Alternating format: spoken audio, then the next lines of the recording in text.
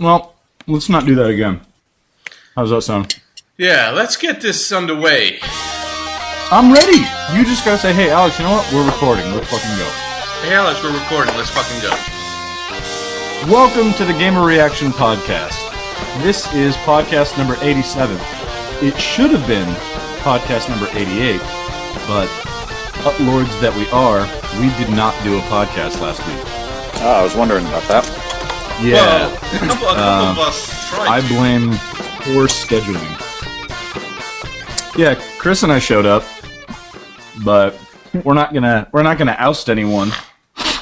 But Chris and I were there. I wasn't there. I forget what it was. Oh yeah, I was doing a bunch of freelance that day. Half of Gamer Reaction was there. And I'm not going to say who. But you know what? No, we're not going to say who. But anyway. we didn't do a podcast last week. Want want. So, here we go. Podcast 87. Podcast 87. All right, gentlemen, entertain our fans. I'm going to sip on my coffee. Really? Is this a little product placement? Yes. I'm going to sip on my Starbucks anniversary blend. Holy cow.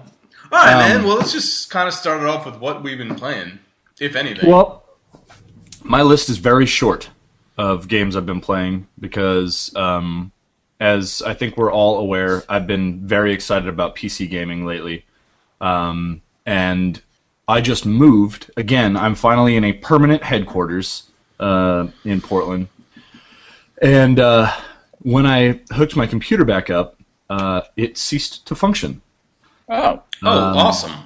So I'm kind of struggling with that. I think I might know the problem, but every time I turn it on, it'll go to start Windows, and it'll get to the starting Windows screen with that little Windows animation, and then it'll just die. Oh, goodness gracious.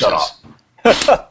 So, and I think it has something to do with, I think I need to flash my BIOS. I think there's a compatibility issue with the glorious graphics card that I reviewed. Because I had issues when I first installed it, but they kind of seemed to sort themselves out. I didn't do anything. Yeah, you should probably just send it to me. Yeah, that'll happen. With the graphics card. Oh, I think he just wants the graphics card. Yeah, I just need the graphics card. His PC is a step higher than mine in just about every regard, except for the graphics card. Well, when I get my second graphics, you know what? That's something else. But the arms race continue. Holy. But dude, you're coming off of that awesome video card review, which people should check out. Yeah, if you haven't seen it yet, I did a review of one of Galaxy's new cards. It's the MDT X5. It's based on the GeForce GTX 560 Ti GPU. And if you don't know about computer cards or anything like that, I probably just sounded like I spouted off an alphabet. That makes no sense. But those are good letters. Those are good letters and numbers. A good combination of them. No, it's a good card, and why don't you tell them what it does, in short? Well, really briefly, because you should watch the review that I made. Yeah. It's a powerful graphics card that will enable you to have up to 5 monitor displays stemming from just one card without having to use multiple cards. So, for the length of my review, I had set up 3 monitors for gaming, and my life will never be the same. Yeah. So as I was saying, man, you've just been coming off of that 3 monitor setup, which is awesome. Which is now inspired. Like I don't think I could play anything else now without getting 3 monitors. I know this after guy. Watching that review, This guy is ridiculous. I hop online yesterday, and he's like, he goes, dude, you need to get online. I'm like, all right. So I get online, and he's like, so I can't stop thinking about 3 monitors. I can't. I gotta have it. I've been looking at this 3 monitor stand. It's like $400, so I can't get that one. But he sent me an IM too about it.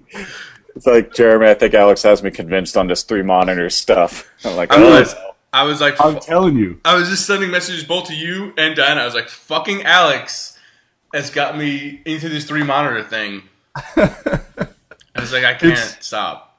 But I mean, right? It's so awesome. It is very, very, very awesome. Hey, it's very G, huh? Yeah. Indeed. Yeah, man. So you've been coming off of that, and you just finished Assassin's Creed.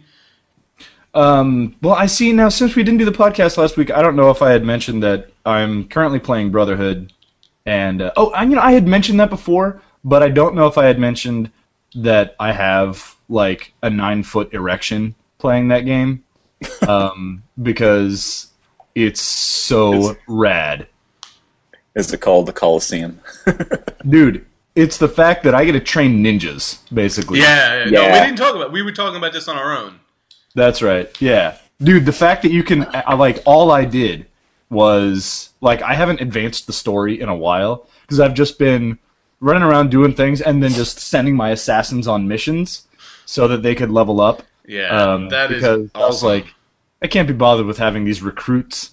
I need real full-on assassins. So now I got 8 full-on assassins, and I haven't moved the story in 6 hours of gaming. Yeah, that's a really cool side, part of the game that I also really enjoyed. So, you know what upset me though is there's one character or one guy that I recruited that I wanted. The first one I got was a girl, and I was like, all right, this is destiny. She needs to be my number 1 assassin, and she's a girl, so she can be like, "Ooh, hello, I'm an Italian girl," and then kill you. So she needed to be my number 1. But then I had this other guy. He was the 3rd or 4th guy I recruited, and he had a face mask. Yeah, and I was like, oh, all right. So now he needs to be the number 1, and I'll make them both my number 1 assassins, and then because I do this all in my head, and then I'll make them fight to the death for the number 1 spot and my approval. Which obviously you can't do that in the game. No. But that's I like to create my own backstories. So I did that, and she was the first one to be a full-on assassin, and he was 5 minutes after that. And I was really upset because when they become an assassin, they take on your assassin whites. Yeah. And he lost his face mask. Oh, yeah. I was like, I don't like you. I almost want to throw you in the river. We're not friends anymore. So it ended up being, all right, that girl, she's my number 1, and this guy is just some jerk off the street. Here's a weird thing, semi-related to this. So you train the recruits up to become an assassin. When they do become assassins, they take the leap of faith off the top of the building, right, off of this perch that's there. Have you ever tried to take a leap of faith yourself off of that perch? Yeah, no. Just dive into the fucking river. Yeah, well, every time I tried, there's no gracefulness about it. It's like a giant misstep, and I just end up, thankfully, landing in the river, not on my face. Yeah. I'm like, why can't I do this? I'm teaching everyone else how to do it, but this perch is unleapable for me. Yeah, I didn't understand that because you just do a regular jump. Yeah. You do your Mario jump, and you don't get your cool eagle sound and swan dive. And for that split second, it's like, oh shit, I fucked up. I'm gonna hit the ground and die. Yeah, exactly. Yeah, that's a bummer. Interesting. Very interesting. So I've been wanting to continue playing that game because I'm obsessed with it right now, but I can't because my fucking computer. So I'm thinking what I might do is just remove the graphics card, put in my old ones, see that everything boots up, and then get a new. See if there's an updated BIOS on the Gigabyte website or something, and then download that, flash it, reinstall the card or something. So, alas. Hopefully, but answers. Outside of that, I haven't really been doing much gaming because I've been preoccupied with moving. Except I have been playing the that Blood Rain game on PSN. There's an arcade side scroller based on the Blood Rain universe. It's animated I mean, it looks more like it's hand drawn. I don't know if it actually is, but it actually kind of. I don't want people to stab me for this, but it kind of made me feel like I was playing Symphony of the Night. Oh goodness gracious! Gracious! It was really fun. I really thought it was fun. You should check out the demo. You play like the whole first chapter. Oh, cool! It's good animations. It's fun, high-speed side-scroller, murder, and blood and guns and swords and shit. Blood and guns and swords. And murder. And shit. And murder. So, what about you, gentlemen? Well, alright, I'll go. And this actually looks pretty good. Sorry, Jeremy, I just had to look up an image of it real quick. No, it actually does look pretty good, but please continue. Sorry about that. Bullshit. You guys are doing this on purpose. Alright, so let me get this out of the way.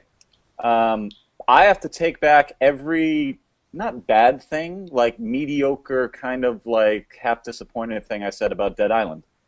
Because I've been playing it, and it's a really, really awesome game. It looks pretty good. Yeah, it looks pretty fucking insane.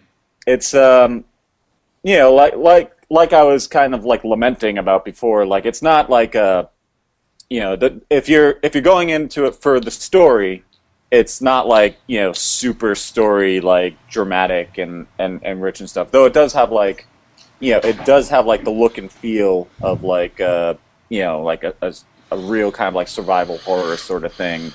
The good zombie movies where it's like we're just trying to survive and escape. So it does have that feel in the story. But yeah, the gameplay is really, really fun. And especially if you use the analog combat system as opposed to the digital combat system. Explain. Yeah, please. It defaults to a digital combat system where I think you just hit the left bumper and you swing your weapon. Okay. Which is all well and good. But if you go into the options and you find the setting for it, you can switch combat from digital to analog. And once it's on analog, instead of just pulling the trigger to swing your weapon, you hold the trigger down and you get into combat stance. And then you use the right analog stick to bring your weapon back, swing it, and like, you can basically just kind of hold it down, hold it up, and it's a lot more. It feels like you have a lot more control. You actually can't swing it as fast. And when the zombies are coming up to you, when you're in combat stance, the little reticuli will start kind of like searching around for whatever's closest. So it'll go from the center to the head or one of the arms. And if you swing when it's on one of the arms, you can break the arms easier. Like one of the thug zombies comes at you. You can break both of his arms and make a much easier fight for yourself because then he's just kind of flappies. So you can sacrifice speed for accuracy.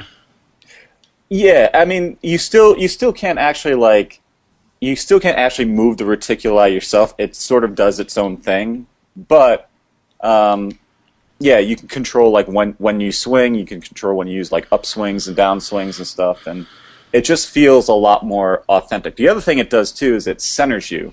Kind of like when you have a bunch of zombies running at you. The instinct is to panic. And if you're in digital combat mode, like you can turn left and right really fast, and if you're just swinging, it could be hard to find a zombie and you'll move past them and stuff.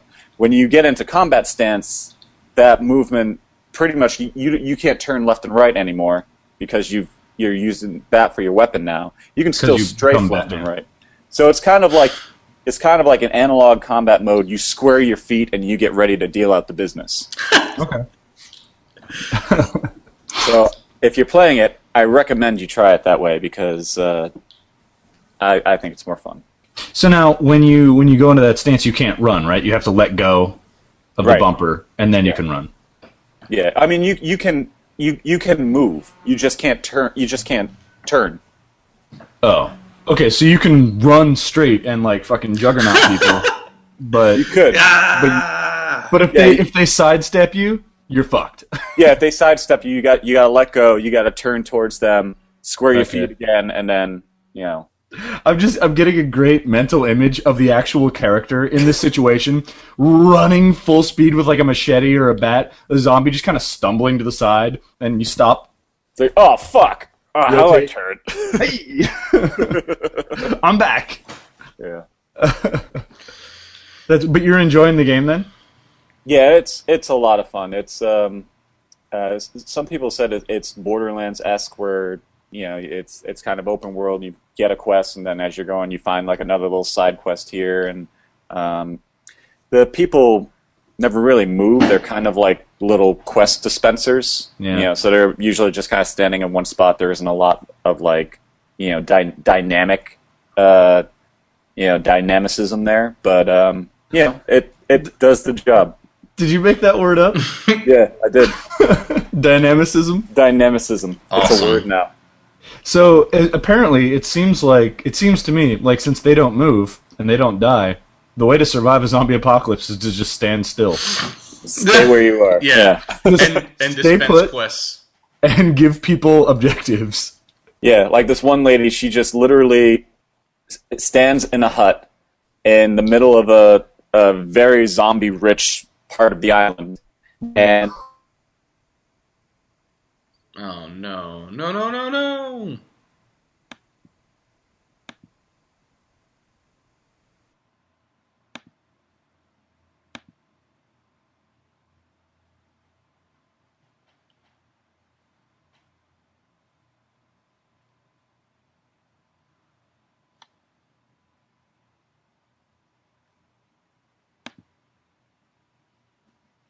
so, here comes Chris back. So Chris left us, and he has returned. Back again. been Dude, fun. the same thing again. I don't know why I'm having so much problems. Your computer is stupid. So you got to go fetch this woman water?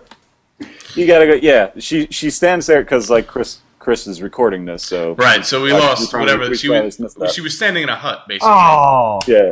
So yeah, that rich zombies. the rich zombies will never. That joke will never Oh, grow. wow. That'll just But- be for me and Jeremy. She stands in this hut, and all she does is whenever I come by the hut and I go in to check in on her, she's like, "Bring me water. I'm not going to last longer if I don't get some water." So then I go and I get her water, and she's like, "Oh, that's great." And then I talk to her right after that. I was like, "Bring me water. I'm not going to last longer if I don't get water." What a needy bitch. But she's alive. She survives Thanks to you. a zombie apocalypse by making me her water bitch. Wow. So this is a game you recommend to others? Yeah, I definitely recommend people check it out. Good deal. Yeah, you get to drive trucks. You get to drive into zombies and run them over, and Always fun. It feels pretty realistic. Oh, and the other thing too is a lot of zombie games that I play. It feels realistic, like you have a lot of experience driving trucks into zombies. Yes. The truck versus body mechanics and physics feel very real. They do feel very real, just like that time I actually did it. Yeah, 'cause you're a hit and run master. But you take Dead Rising, for instance, which I thought was going to be kind of like a similar experience, but it's third person, so like you never really get the fear in you of a zombie coming right at your face. Right. This game, you get that, and they have the slow zombies, and then they have the 28-day later zombies, the infected. So varies it up. Now they actually are Walking Dead, right? They're not like diseased, like in Resident Evil 5 or 28 Days Later. Well, or is that spoiler? It's not a spoiler. But, well, I don't know yet because I'm not even through I don't know what caused it. Oh, okay. I'm not that far in the game, and I don't know if you find out or not. But the walkers are literally walking corpses with stuff hanging off them and stuff. The infected they're 28 days later zombies. They look fairly human, and they're easier to kill. So, but they're fast, and they run at you full sprint. Yeah, I see. So you got both. All right. Alright. Yeah. Chris, what's your excuse? So there you have it. My excuse? I don't have that game. What do you have? I just finished playing Deus Ex. You finished it. The Human Revolution. Good. It's now finished. So now it's ready for a proper review. You hop on that shit. I know. I want to see it. Well, no, we're kind of lagging on that. There's no Wii. I've been kind of lagging on that. But yeah, man, that game is pretty good. Like, I mean, I went into it already having played the first game and already enjoyed the first game. Yeah. And in short, I can really just say that they took what was awesome in the first game, polished it up, took what was bad about the first game and kind of ditched it, and gave you this new game. Awesome. Yeah, man, it's really rad. I think we were talking about all the throw-ins that Square Enix put in. Yeah. Yeah. I mean, I'll go over a couple, like the guy named Barrett, the city above a city type of thing, and a couple of the posters. Didn't Barrett he have like a machine gun arm? Yeah, Barrett had a machine gun arm. Yeah. Like there's just, which was really cool. If you're into Final Fantasy games, you'd be like, hey, look at that, what they did there. Let's see what's going on. Look at that. So that was really cool. The gameplay is really good. I mean, it plays pretty much like Call of Duty. Okay. If you're curious about how that works, it's pretty much like Call of Duty combat. Then it has this weird cover system where if you go into cover, you go into this third-person mode, but only when you're in cover. So if you go up against the wall and you go into cover, the camera pulls out and you see your character, and you can kind of like see around the corner, which is kind of weird to get used to at first because you're like, whoa, what the heck just happened? But after like a couple of minutes, you get used to it. I hardly ever did it. I hardly even went into cover. Well, we're talking about Chris Guns Blazing Caravella. Hey, here's the thing, is that, being Deus Ex, type of game that it is, this role-playing FPS, you have multiple choices to make and multiple ways you can complete your objectives. One of them, yes, you can go in guns blazing, or you can go the route that I went, and that's be just a total stealth machine. Whoa, you went ninja instead of murder? I probably only actually shot and killed a handful of guys. Really? Yeah. Wow, I'm proud of you, Chris. That shows growth. Most everybody in my game, sleeping peacefully. And one of the major reasons why I was able to do that is that if you knock somebody out, they stay knocked out, like, pretty much forever until somebody else wakes them up. Wow. Yeah. That's a heavy sedative. That's a heavy knockout blow this guy is dealing. Jeez. That's cool. Mr. Adam Jensen. Yeah, so I was able to just knock people out left and right. Some guy would come over to investigate a body. I'd knock him out. So it would just be like a pile of knocked out guys on top of each other. Yeah. So, that sounds like a wild party. So it was pretty easy to just kind of go that route since they stay knocked out. So wait. Now I got a question. If you're out there tranking everybody left and right, okay, and you're putting them to sleep, and they never wake up, how do you know you're not actually killing them? Oh, it's very clear because when you look at the body, you can see either like a little skull, that means they're dead, or a couple of Z's, that means that they're sleeping. Is that that's the best medical analysis I've ever heard. Yeah. They should bring that to hospitals. Yeah. If the patient's got a skull on them, that means they're gone. If they've got Z's, you can wake them up. I would love to have a doctor come out to a nervous family and be like, well, I hate to be the bearer of bad news, but your husband has a little skull floating above his head. There's nothing I can do. Yeah, exactly. So what's really I must enter a console command and bring him back. about this whole knockout versus dead thing is that they're pretty much synonymous, aside from the Z's and the skull. Yeah, so there's the sleep and the big sleep. Yeah, the sleep and the big sleep. And what's weird is that you have to kind of move the bodies around so that other guys don't find them, otherwise they're gonna freak out. So when the guy's dead, you can kind of accept that, okay, I'm dragging this guy around and he's not doing anything, like flopping around. But when the guy's sleeping and you drag him by like his arm and like moving into walls and crap, it's like, what? All right, this guy's really out. You totally gave him roofies. You were gonna take him into your pile of sleeping men. Yeah, exactly. My pile of sleeping men, and then you just go. Because this is what you would do, is that you'd have these guys walking around outside like you'd go into a room and just kind of hide, and then these guys would be walking around looking for you. So you would pick up a box, throw it at the wall, get their attention. They'd walk over, knock them out, pull them into the room, and the other guys would be like, what the heck happened? So throw another box into the wall, another guy would come over, knock him out, pull him into the room. And at no point was anybody like, where the fuck are all these boxes coming from? Why are we in a room full of flying boxes? Exactly. Yeah. That's funny. But yeah, man, overall, the game is pretty good. Like, it looks awesome. Yes, it's very pretty. It looks very pretty. It has rendered cutscenes. Fun. Well, it's Square Enix, of course it does. Yeah. Fun fact, though. Now, you have it on the PlayStation, right? I do. I have it on the PlayStation. Had you had it on the PC, it supports... yeah. Oh, no, not again.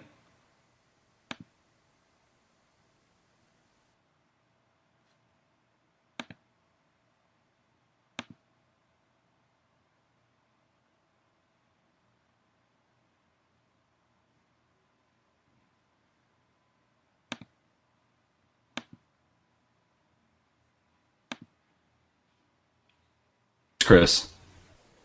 Fail, Chris. Big time fail. Look who joined us. I know. That's probably why I was kicked out. It's a photo of Dianna.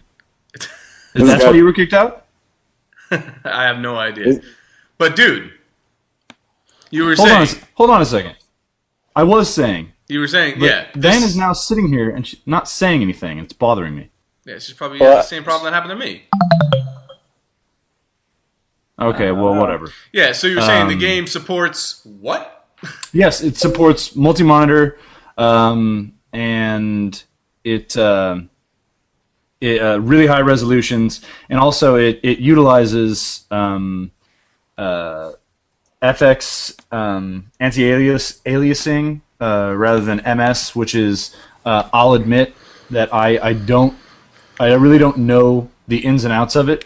However, I do know that it is kind of like the new way to go, and so I know Human Revolution and Duke Nukem Forever, alas, utilize that, and so they utilize the card that I reviewed, which has the FXA capabilities a lot better. So, I mean, yeah, I want, if I ever get around to playing Deus Ex, I want to play it on the PC. Awesome. So, you know, having played through it the way I played it with all the just stealth-o-matic, pretty much. All my upgrades are pretty much all maxed out in like the secretive stealth. Well, actually, a lot of my stuff is maxed out by now, but I just played the game as just this guys. He's not bothering me. I gotta let him live, type of thing. I want to go back and play it as just a guns blazing marauder. Yeah. The Caravella way. But, yeah. Because I think the end sequence is kind of a little bit dictated by how you play the game. Oh, really? Yeah, I think what he says may be a little bit different. Oh, that's interesting. Yeah, man. Good game. Recommend it to anybody who's into that type of stuff. First-person role-playing games. Cool. Replay value. It has a little bit of replay value, if you want to go and play it a different type of style. Play it different. That's cool. But the story itself won't change. The story itself will kind of remain the same. Okay. Well, the story will change. The story will change thusly. Last time, I snuck by this guy, and he never noticed. This time, I shot him in the face. I'd say that's a plot changer. Right. Yeah, that's true. There's...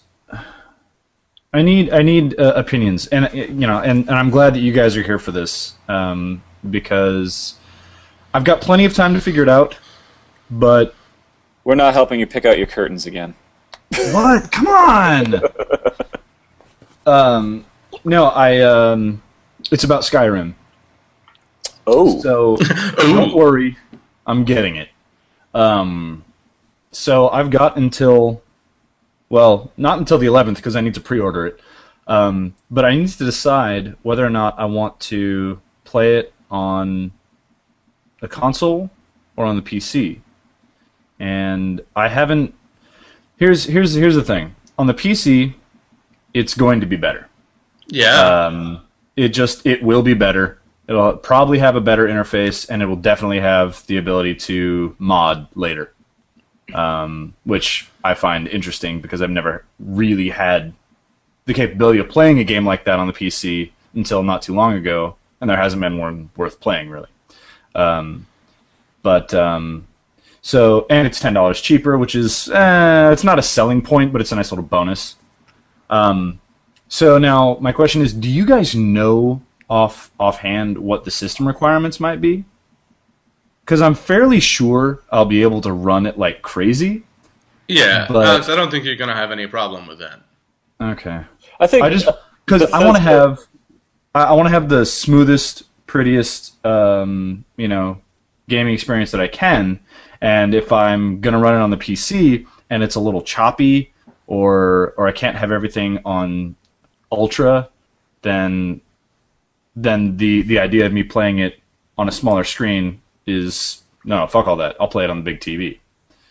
So I'm sorry, Jeremy, you were gonna say something and I cut you off.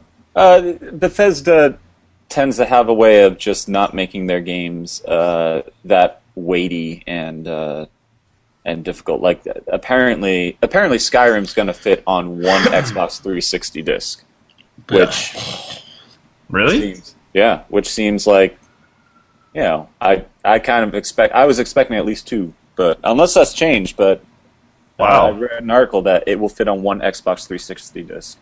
I almost don't like that. Well, yeah, a lot of people were like, "Well, that's convenient, but like." It makes the game seem not as grandiose as I've been reading. That's like compressed textures and whatnot. Get it for the PC. Yeah. Yeah. Another reason to get it for the PC, and this comes from my experiences playing Oblivion. Every now and then you'll come across a glitch that, for whatever reason, will not get patched, or it will get patched, but it'll get patched too late in your game.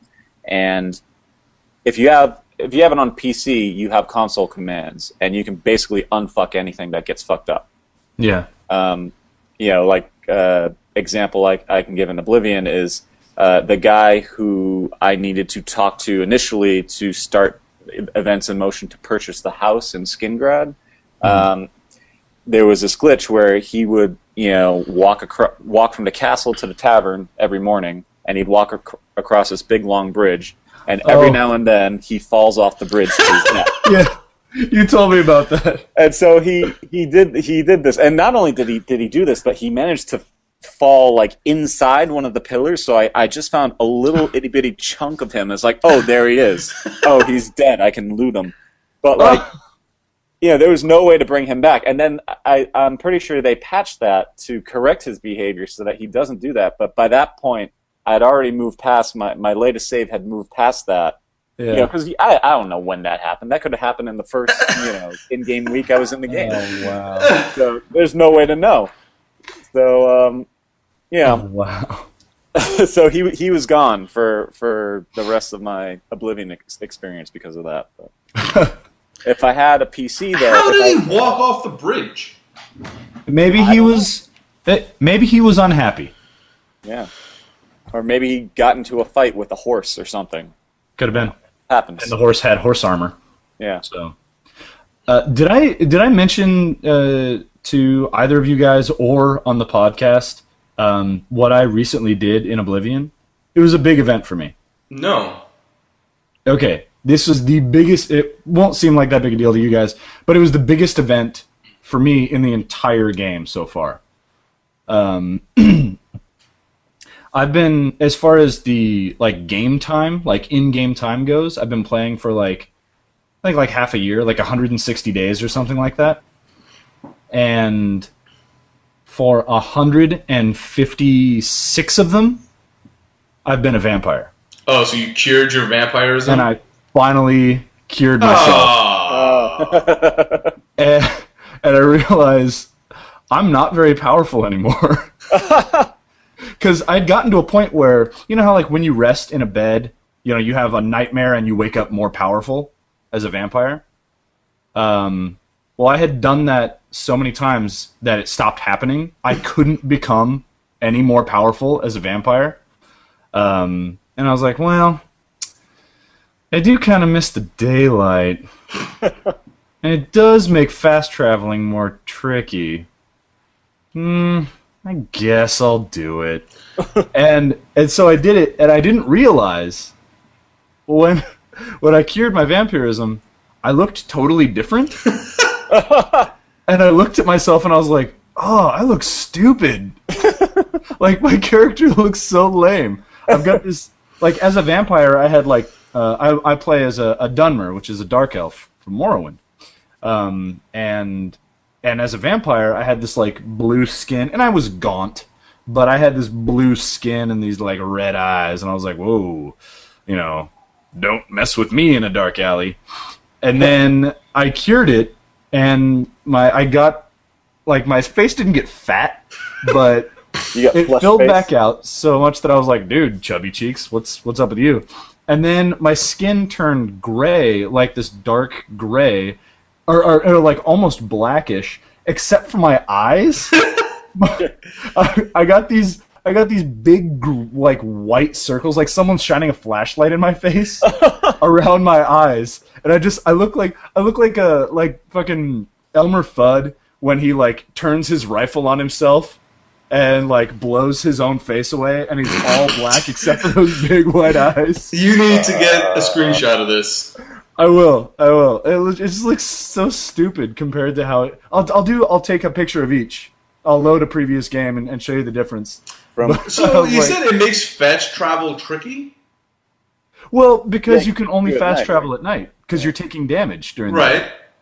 So I have to, like, you know, if I get somewhere and I do something or other, and you know, I go into this dungeon or cave or whatever and do my business, I then have to wait until nightfall again before I can leave the cave.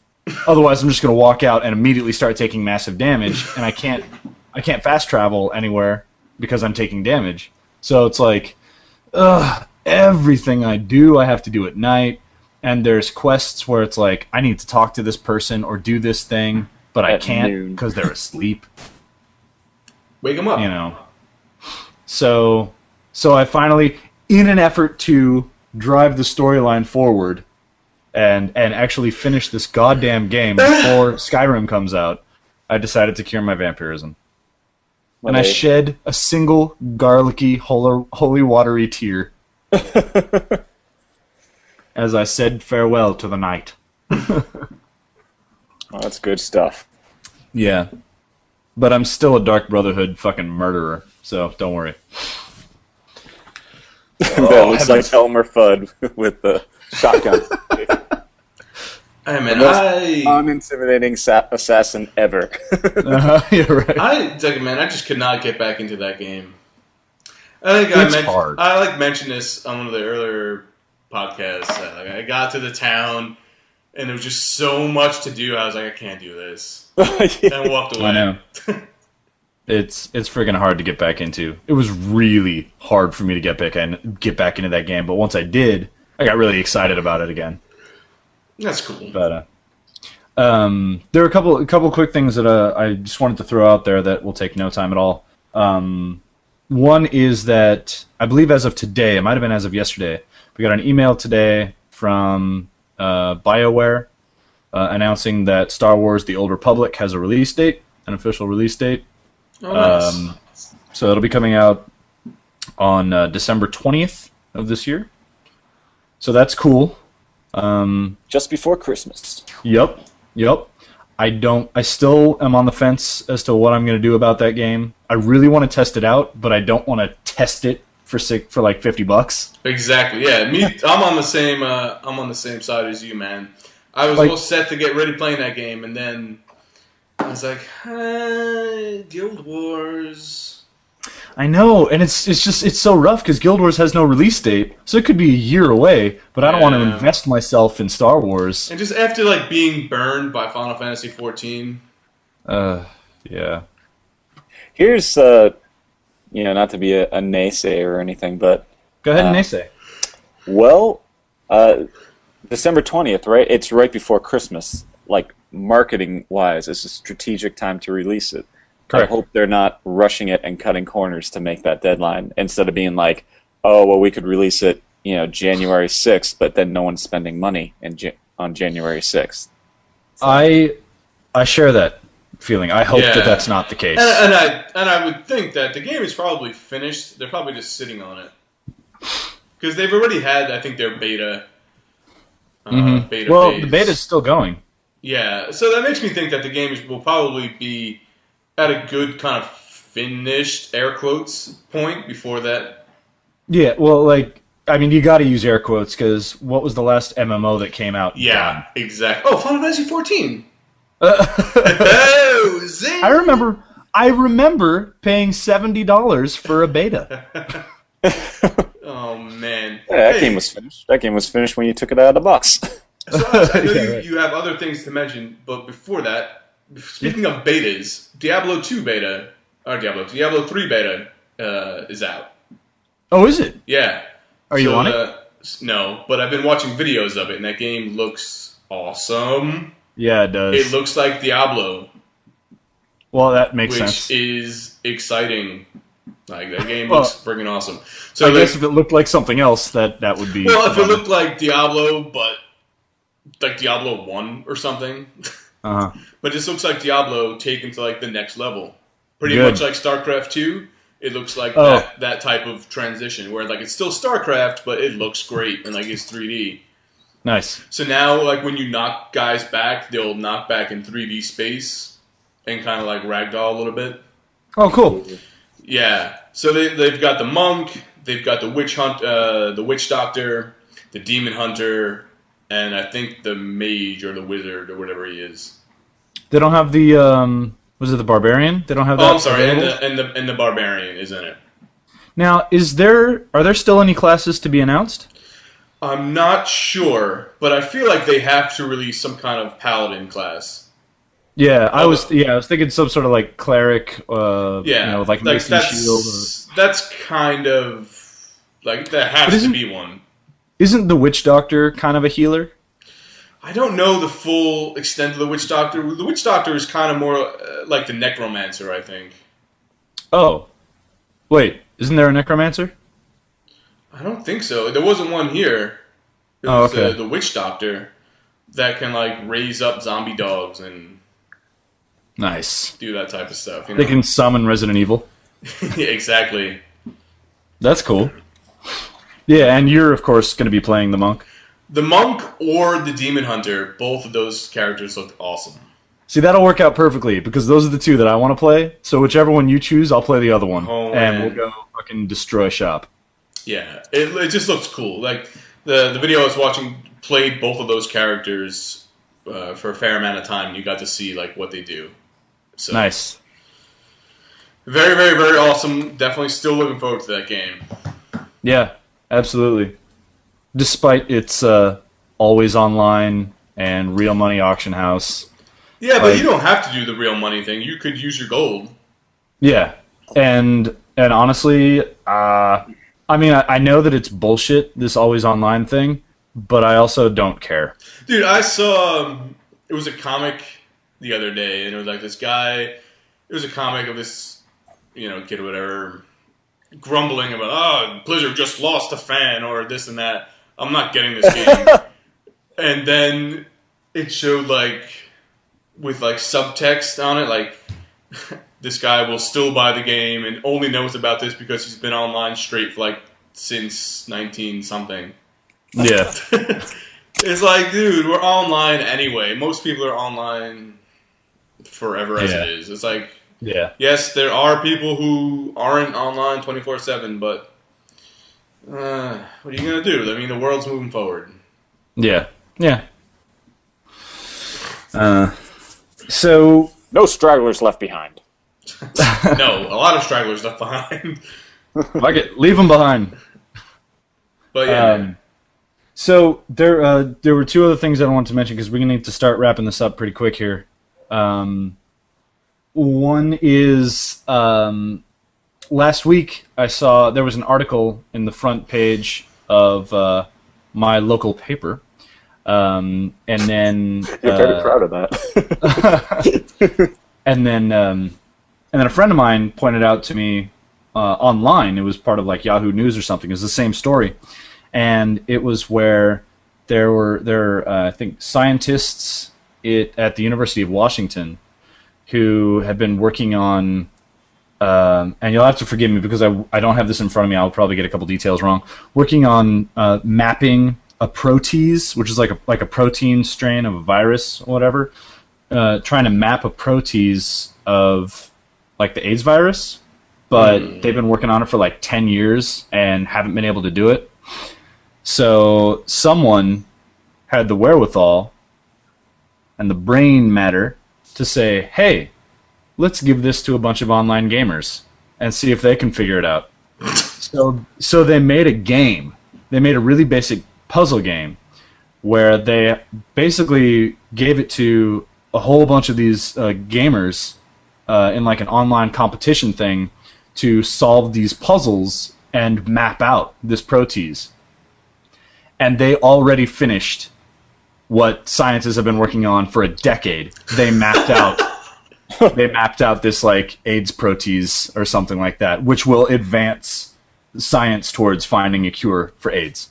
You know, that's like the exact plot from the pilot episode of Stargate Universe.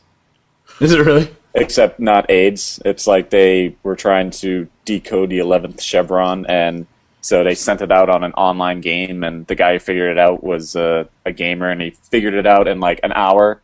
And they had been working on it for like a decade. So yeah, see, there you go. Somebody was watching Stargate and was like, wait, guys, we could totally do this. Let's try this. Let's find our Eli. You'll have to forgive me. I believe it was AIDS. It might have been cancer. Either way, fucking win for science. Yeah, dude. Like, so what did they do? They turned the mapping into like they did they somehow made it into a puzzle game where you have to find the right combinations or whatever, and there was like a team of like college students that were gamers that ultimately figured this out. And I don't remember what the turnaround time was, but it certainly wasn't a decade, and it wasn't even a year. I think it was a matter of like weeks or something, or months, and they correctly mapped this thing and advanced medical science in less than a year what has been taken more than a decade. So that's awesome. Good on you, gamers out there, people with folks ridiculing you for spending all your time playing fucking Bubble Bobble and Halo. Problem solvers of the world. Well, there you go. I'd say probably more the Bubble Bobble and Bejeweled people, because I don't think they could have turned that game into an FPS.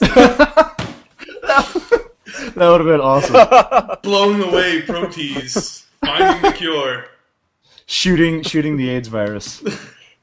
Oh wow! It's time to kick cancer's ass. Yeah, the only way we know how. Frag grenade. Claymore. So there's that. I thought that was pretty interesting. And then cool. the reason that I'm on a bit of a schedule today, and we're going to need to wrap this up real quick, is that as soon as we're done with the podcast, I'm out the door and I'm going to the Retro Gaming Expo today. Saw that on your Facebook. Which I'm really excited about. I'm heading over there with our buddies Neil and Anthony from Double Plus Good Games. We're all going to hit that up, and it looks to be good times. It looks to be really good times. Dude, take pictures. You should have... I don't have much of a camera. You should have Neil and Anthony hire me so I can move out there. I'll talk to them. You should. Hey, I've got a house, dude. Dude, Alex, if you were like, hey, Neil and Anthony want to hire you to work out there, I'd be like, okay, I'm moving. Would you be willing to work for not New York money? Well, that's the thing, is that it's probably a little bit cheaper out there. It's a bit cheaper. So, I mean, it's not like it's living in Duluth or something, but it is cheaper. It's still a major city, but it's not New York or San Francisco. If it was something that was like even just a little bit below my salary or my my pay wage, I would probably do it. Yeah. Diana says they can hire her too, and they can hire me as well. They could just hire us all. Hey, whoa. I'm the one who's already here, all right? Everyone's getting hired. Well, you're sitting on a gold mine, Mashofsky. Yeah. I'm a dragon sitting on a pile of gold. Nobody get anywhere near it until I've had my share. Yeah. No, but anyway, yeah, I mean, I'll see. I'll kind of check on the status of their business and kind of see where they're at. Yeah, that would be awesome. But yeah, so I'm heading out there today, and I don't have a good camera, and I don't have a video camera, so I'll have to use my phone. But I'll take a few pictures, and and I'll talk about it next week on the podcast. Yeah, good stuff, real good stuff. Oh, one last thing. I made a very irresponsible purchase, as I am wont to do. And I had to return my extra monitors, which made me cry a little bit. Because I bought them for the review, and I was like, I can't afford these. But instead, I then took that money and turned around and bought a new TV. Because I didn't have a television, and it's hard to play video games without a screen. Because I sold my television when I moved from New York, and I hadn't had a way to buy one yet. So I finally got one. Where did you? And I did something. I did something I've never done before. I was nervous. I've already talked to Chris about this. Yeah. And I couldn't be happier. I bought a plasma. A plasma. I bought a plasma television, and it's fucking awesome. Yeah. Turn your computer around. I want to see it where it is. All right. Hold on. I mean, the lighting in here is not all that great, so you won't be able to see it that well. And for our listeners, this is kind of boring for you, but yes, we're now looking at Alex's television on the wall. Oh, no, not on the wall, but on this table thing. Is this sitting on a couple of tray tables? What is that? No, it's a dining room table, but, well, on the sides are tray tables. I don't have an entertainment center yet, because my father and I are going to build that one, but I don't have enough money to go buy the materials to build it yet. So, for now, it's basically on a dining room table, and my PlayStation's on a TV tray. I thought you were going to send me the plans for this thing. You got to send me the plans for this entertainment unit. I'm sorry. I will send you the plans. I have the plans. So my dad has. So that I can build a matching one. Yes, you have to. Like, this is the way to go. Like, if we could actually make these and sell them as, like, gamer units, dude, we totally would. I got it in IKEA. So anyway, I got the TV. It's 50-inch plasma. As with most plasmas, actually, I think as with all plasmas, it's got a 600 hertz refresh rate, which 600? Yeah, 600. Wow. Which I found out. Fun fact, something I didn't know about televisions, and I like to think I know stuff. It's 10 panels of 60 hertz. Interesting. Did you know that? I did not know that. 10 panels of 60 hertz.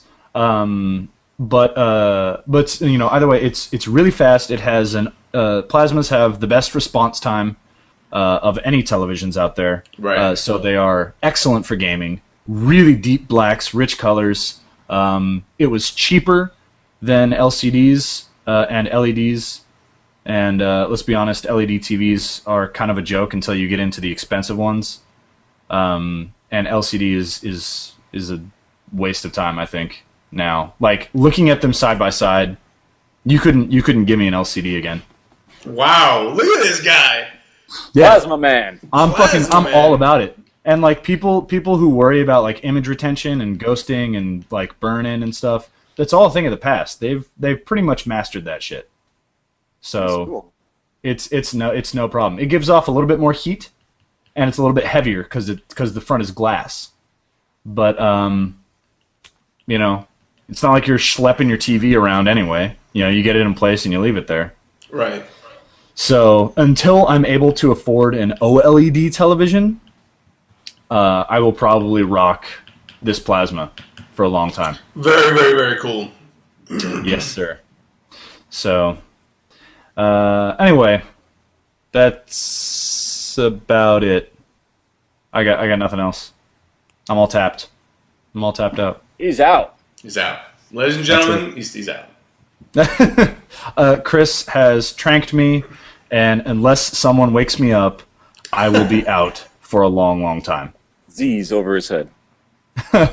No skull. So unless there's anything else, gentlemen, we should wrap this up. I'm all set. I think that's it. That's it for me. Okay. Then we're going to go ahead and wrap it up for this week. Again, I apologize for not having the podcast last week. But sorry. I can't do any better than that. However, we will be back next week. All four of us this time. Yes? Yes.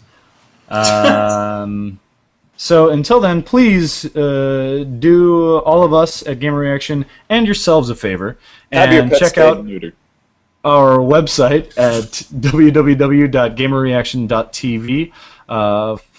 Follow us on Twitter, friend us on Facebook, subscribe to our YouTube channel, all those great plugins. And if you haven't had a chance or you're interested in multi-display gaming, go and check out the review I did of the Galaxy MDT X5 graphics card.